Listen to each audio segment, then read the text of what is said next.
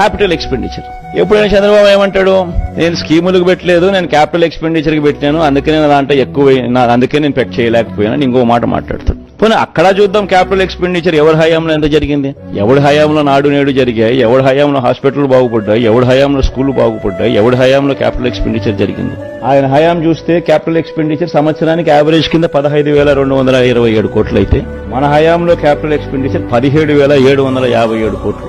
కొత్తగా 4 సీపోర్ట్లు కడతా ఉన్నాం, కొత్తగా 10 ఫిషింగ్ హార్బర్లు కడతా ఉన్నాం, కొత్తగా 6 ఫిష్ ల్యాండింగ్ సెంటర్లు కడతా ఉన్నాం, కొత్తగా 17 మెడికల్ కాలేజీలు కడతా ఉన్నాం, నాడు నేడుతో స్కూళ్లు రూపురేఖలు మారుస్తా ఉన్నాం, హాస్పిటల్ రూపురేఖలు మారుస్తా ఉన్నాం. ఇవన్నీ ఇప్పుడు జరుగుతా ఉన్నాయి. ఇన్ఫాక్ట్ ఇవన్నీ కూడా మన కోవిడ్ 2 సంవత్సరాలు ఉన్నప్పటికీ మోస్ట్ ఇంపార్టెంట్ పాయింట్ అది గుర్తుపెట్టుకోవాల్సిందే అందరూ కూడా. 2 సంవత్సరాలు కోవిడ్ వెంటాడిన పరిస్థితుల్లో కూడా, రాష్ట్ర ఆదాయాలు తగ్గిన పరిస్థితుల్లో కూడా జగన్ పర్ఫార్మెన్స్ ఇది, చంద్రబాబు పర్ఫార్మెన్స్ అది.